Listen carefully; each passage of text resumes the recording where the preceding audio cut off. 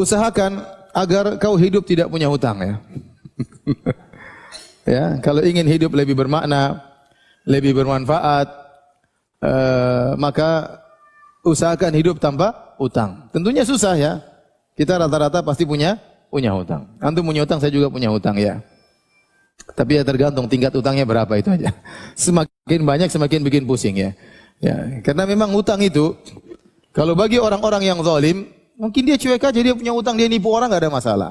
Tapi bagi orang-orang yang beriman, hutang itu suatu permasalahan besar. Dan harus dia permasalahkan karena hutang itu sangat berbahaya. Nabi pernah tidak mau menyelatkan orang gara-gara belum bayar hutang ya. Ya. Oleh karenanya seorang berusaha kalau punya hutang segera dia cicil agar dia lepas dari kegelisahan. Dalam Sahih Al-Bukhari dari Aisyah radhiyallahu taala anha, anna Rasulullah sallallahu alaihi wasallam kana yad'u fi salat. Bahwasanya Rasulullah SAW berdoa dalam salatnya. Allahumma inni a'udzubika min adzabil qabr wa a'udzubika min fitnatil masiihid dajjal. Ya Allah, aku berlindung kepada Engkau dari azab kuburan. Aku berlindung kepada Engkau dari fitnah Masih Dajjal. Wa a'udzubika min fitnatil mahya wa fitnatil mamat.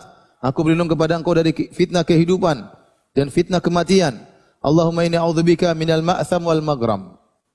Ya Allah, aku berlindung kepada Engkau dari dosa-dosa dan dari hutang. Faqala lahu qail, ada yang bertanya kepada Nabi SAW, ma aktsara ma tasta'idzu minal maghram. Ya Rasulullah, kenapa seringkali engkau berdoa berlindung daripada utang? Jangan sampai berhutang. Faqala, maka Nabi menjelaskan, inna rajula idza gharim haddatsa fakadzaba. Sungguhnya seorang kalau sudah berhutang, maka dia berbicara dan maka dia berdosa. Wa wa'ada fa akhlafa. Dia berjanji akhirnya dia menyelisihi. Ya. Dan ini dalil bahwasanya utang itu bisa mengantarkan orang kepada kebinasaan. Utang itu akhirnya mengantarkan orang kepada dosa-dosa besar. Idza gharim haddatsa fakadzaba. Kalau dia sudah berutang, akhirnya dia ngomong dan dia dusta. Supaya apa? Supaya bisa tidak bayar utang. Wa ada fa akhlafa. Dia janji, ternyata dia menyelisihi. Minggu depan saya bayar utang, ternyata enggak bayar. Saya lagi enggak ada uang, padahal ada uang. Misalnya. Jadi banyak dia terjerumus dalam kedustaan, dalam menyelisih janji, terjerumus dalam sifat-sifat orang munafik. Idza haddatsa kadzaba wa idza wa'ada akhlafa wa idza tumina khan. Terkumpul pada orang yang berhutang. Kalau berbicara dia dusta, ya. Kalau dia berjanji dia menyelisihi, kalau dikasih amanah dia tidak amanah, ya. Orang yang hutang, ya, kalau dia ya, ingin lari dari hutangnya, akhirnya terjerumus dalam dosa-dosa besar tersebut. Bagaimana seorang berbanyak untuk berdoa kepada Allah Subhanahu wa taala agar terhindar dari hutang. Kalau dia punya hutang, agar segera lunas hutangnya. Maka ini saya peringatkan kepada bapak dan ibu-ibu, ya. Kebutuhan kita banyak, namun harus kita prioritaskan mana yang lebih utama. Jangan kita terlalu berangan-angan, bermimpi-mimpi, ingin sesuatu yang mewah, sementara kemampuan kita tidak ada. Akhirnya kita hutang. Kalau kita sudah hutang, ya, kita jadi hidup gelisah. Kalau kita beriman, ada orang tidak beriman, dia cuek saja. Ada sepasang suami istri, suaminya soleh, istrinya enggak soleh. Suaminya mikir utang banyak, istrinya santai saja. Mas utang lagi mas.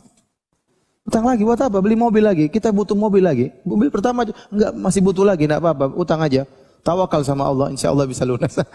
Yang gelisah suaminya. Karena yang ditagih suaminya. Kalau orang soleh, wanita soleh pasti pusing mikir hutang.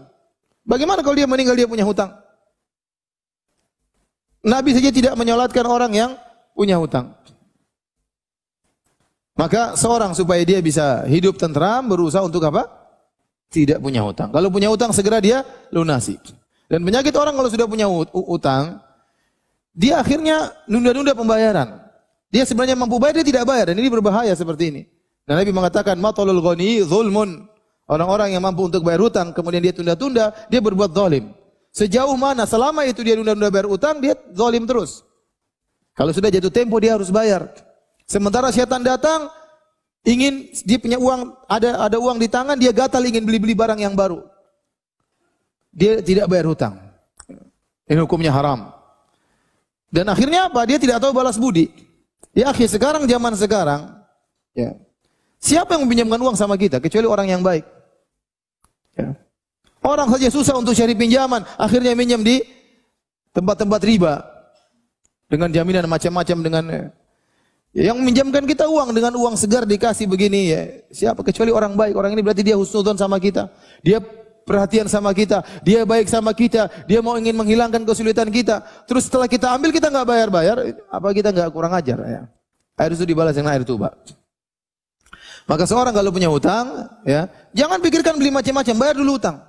Jangan sampai dia meninggal dalam kondisi dia punya hutang. Istrinya mau ngomel-ngomel biarin aja. Ya. Mau minta beli ini beli anu jangan turuti. Yang penting utang selesai dulu. Ini amanah. Ya, kita balas kebaikan dengan apa? Dengan kebaikan. Ya. Baik, jadi berusaha hidup jangan di luar kemampuan. Jangan pingin rumah ternyata duit enggak punya, akhirnya beli rumah yang besar, hidup utang terus menerus. Ya. Pingin kelihatan mewah, beli mobil mahal, akhirnya hidup dibunuh dengan apa? Utang. Utang bukannya enggak boleh, boleh, tapi untuk yang perkara-perkara yang primer. Utang, karena memang kita benar-benar butuh motor, silakan utang, enggak apa-apa. Kita punya gaji, kita potong. Kalau perkara primer enggak ada masalah. Tapi kalau untuk tajmilat atau tahsinat, untuk sekedar lebih afdol dalam masalah dunia, akhirnya kita ngutang sana, ngutang sini, ya itu repot. Akhirnya kita repot sendiri. Ya. Kecuali antum adalah orang yang tidak bertakwa kepada Allah. Utang enggak urusan. Ya. Orang tagih sana sini tinggal matikan teleponnya. Cuek aja. Nagih-nagih terus, nomor telepon ganti. Gampang. Nagih-nagih terus kabur ke negeri kota lain. Dan itu terjadi sebagian orang seperti itu. Ya. Maka kalau ingin hidup lebih bermakna, jangan sering pinjam uang. Ya. Jangan sering pinjam uang.